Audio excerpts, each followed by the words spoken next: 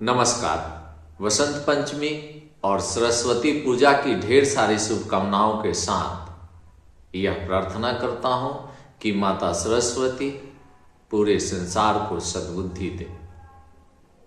गोस्वामी तुलसीदास जी रामायण से रामचरितमानस में माता सरस्वती की भूमिका बड़ी संक्षिप्त में अयोध्या कांड में बहुत थोड़ा सा वर्णन किया है, किंतु तथ्यपूर्ण वर्णन है।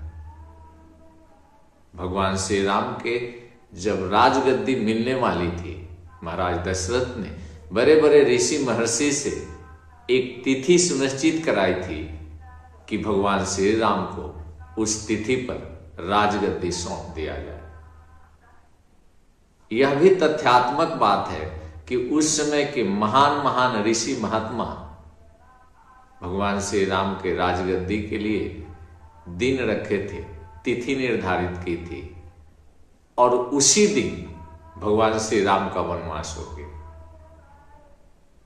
आज के आधुनिक संसार में जब हम कोई काम करते हैं तो पंडित से, ब्राह्मण से या अन्य साधु महात्माओं से पूछते हैं और तिथि निर्धारित करते हैं वह काम करने के लिए।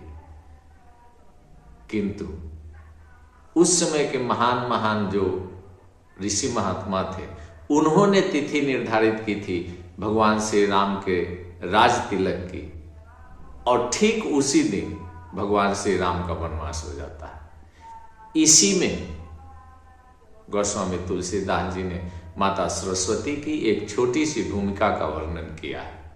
जब भगवान श्री राम का राज तिलक होने वाला था, उस समय देवता लोग ब्रह्मलोक में गए थे और परमपिता ब्रह्मा से निवेदन किया था कि हे परमपिता,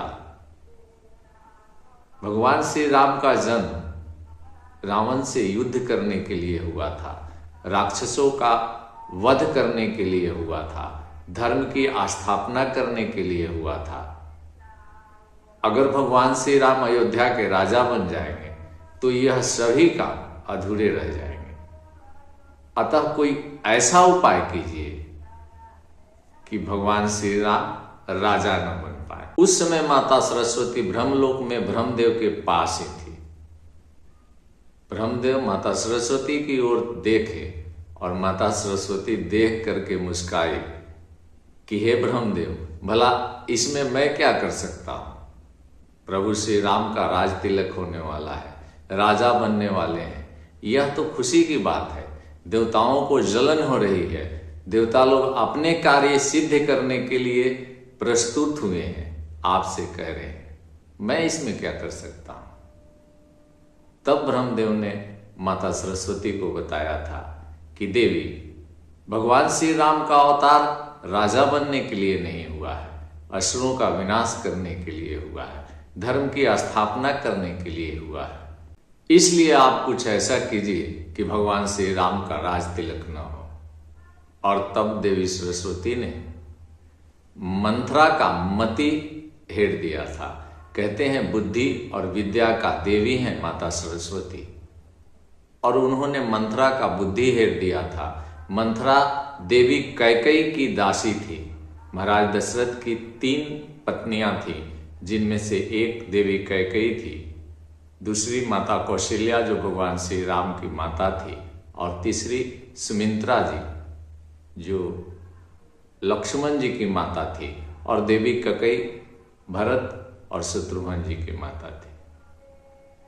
जब मंथरा ने देवी कैकेयी को राम जी के राज तिलक का विरोध करने के लिए कहा तो देवी कैकेयी गुस्से में आ गई कि मंथरा, तुम यह क्या कह रही हो?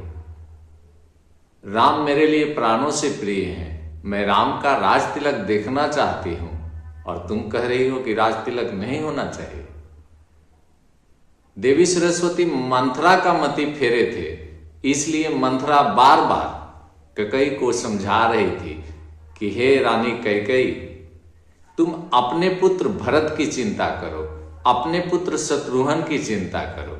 अगर राम राजा बन गया तो कौशल्या राजमाता बनेगी और तुम उसकी दासी बनोगी। फिर भी देवी कैकेयी इस बात को मानने से इनकार कर गई कि मंथरा तुम अपनी बुद्धि का इस्तेमाल मेरे साथ मत करो, दासी हो और दासी की तरह रहो, सलाहमंद हो। देवता विनती करने लगे माता सरस्वती से कि हे माते, मंथरा के मति फिरने से कोई काम होने वाला नहीं है, आप देवी कैकेयी का मति फेरे। और तब माता सरस्वती ने देवी कैकेयी का मति अर्थात बुद्धि फेर दिया था। गोस्वामी तुलसीदास जी रामायण से रामचरितमानस में इस बात का जिक्र करते हैं अयोध्या कांड में कि देवी सरस्वती के कारण ही देवी कैकेयी का मति फिर गया था और तब वह मंथरा की बात मान गई और बोली कि हाँ मंथरा, तुम ठीक कहती हो, मुझे अपने पुत्र की चिंता करना चाहिए। राम मेरा अपना पुत्र नहीं है। और वह अर्थात देवी कैकेयी कुप भवन में चली गई और तब वहां पर महाराज दशरथ आए मनाने के लिए।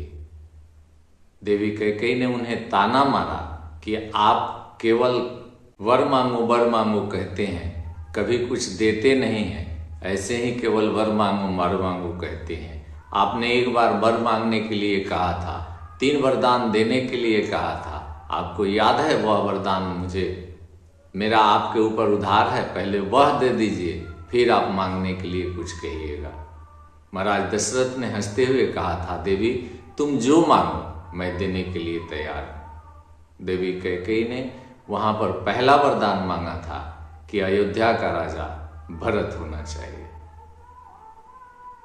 महाराज दशरथ खुश हुए, कहे कि कोई बात नहीं, राम मेरा सबसे प्रिय पुत्र है, मैं राम को बोलूंगा, राम मान जाएगा और भरत ही राजा बनेगा, इसमें कोई ज्यादा मुश्किल काम नहीं है।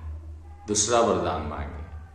तब देवी कैकेयी ने दूसरे वरदान के रूप में कहा था, तापस भेष विशेष उदासी, 14 वर्ष राम वनवासी। यहां पर दशरथ जी गिर पड़े थे। उन्हें लगा था कि यह गलत है, भरत का राज होना कोई गलत बात नहीं है, किंतु राम का वन जाना गलत बात है। भरत के राज होने से राम का वन जाना क्या जरूरी है? ऐसा कोई जरूरी नहीं। देवी कैकेयी ने कहा था, अभी तो आप कह रहे थे वर मांगो, तुम जो मांगोगे दे दूंगा, और अभी मैं जब आपसे मांग रही हूं तो आप मुझे समझाने लगे। कुछ ऐसी बात देवी कैकेयी ने बोला जिससे दशरथ जी गिर पड़े, जमीन पर गिर पड़े और रोने लगे कि कभी स्त्री पर विश्वास नहीं करना चाहिए। किंतु प्रभु श्री राम इस बात को जानते थे कि माता सरस्वती ने देवी कैकेयी का मति फेरा है, तब जाकर के वह इस तरह के काम कर रही है, अर्थात नीति विरोध काम कर रही है। मान्यवर, भगवान श्री राम कभी भी माता कैकेयी का विरोध नहीं किया, कभी भी उनसे नाराजगी प्रकट नहीं की, और इस तरह से भगवान श्री राम का राज तिलक न होकर के वनवास हो गया। माता कैकेयी को जब यह एहसास हुआ कि वह गलती की है, भगवान श्री राम का वनवास होने वाला है, तब वह तुरंत बाहर निकली कुप भवन से और यह कहने के लिए निकली कि वनवास को रोक दिया जाए और राम को राज तिलक दिया जाए, मुझसे गलती हो गई है। तभी भगवान श्री राम वहां पर पहुंच गए। माता कैकेयी कुप भवन से निकल रही थी और भगवान श्री राम पहुंच गए। माता कैकेयी ने कहा, राम गलत हुआ है, मेरे मन में इस तरह की कोई इच्छा नहीं थी कि तुम वनवास जाओ, न जाने क्यों ऐसा बात मेरे मुंह से निकला, मुझे पता नहीं। भगवान श्री राम ने समझाया, माता नियति को कोई नहीं बदल सकता, यही नियति है, यह आपने मांगा नहीं है, आपसे मंगवाया गया है। देवी कैकेयी ने कहा, राम यह जो अपयश लगेगा मुझे, चाहे किसी कारण से भी हो, राम का वनवास तो हमने ही मांगा है ना, यह जो अपयश लगेगा मुझे, संसार जो मुझे गाली देगा, इसे मैं कैसे धोऊंगी? भगवान श्री राम ने कहा था, माता, यह गूढ़ रहस्य है, नियति का खेल है, आप नहीं समझ पाएंगे। आपने जो मांगा है बस उसी पर अड़े रहिए। यह आपकी मर्जी नहीं, मेरी मर्जी है। मैं वन को जाना चाहता हूँ, असुरों का विनाश करना है, धर्म की स्थापना करना है। तब देवी कैकेयी ने कहा था, नहीं राम, यह अपयश लगेगा मुझे, पाप लगेगा मुझे। अगर तुम वन चले जाओगे, संसार मुझे यही कहेगा, कैकेयी ने अपने पुत्र को राजा बनाने के लिए राम को वन भेज दिया। माता, धर्म की स्थापना के लिए, संसार की भलाई के लिए आपको इस अपयश के जहर को घूंट को पी लेना चाहिए। एक महान कार्य के लिए आपको यह अपयश अवश्य लगेगा, लेकिन संसार जब सच्चाई को जानेगा कि आपने यह गलती जानबूझ करके नहीं की थी, तब आपको लोग अच्छा कहें। यही कारण था कि भगवान श्री राम जब वन से वापस आए थे लंका को जीत कर, तब उन्होंने सबसे पहले भरत जी से मिला था और उसके बाद माता कैकेयी से मिला था। भगवान श्री राम माता कैकेयी को बहुत प्रेम करते थे। इस वीडियो में इतना ही। अगले वीडियो तक मुझे इजाजत दें। जय श्री राम।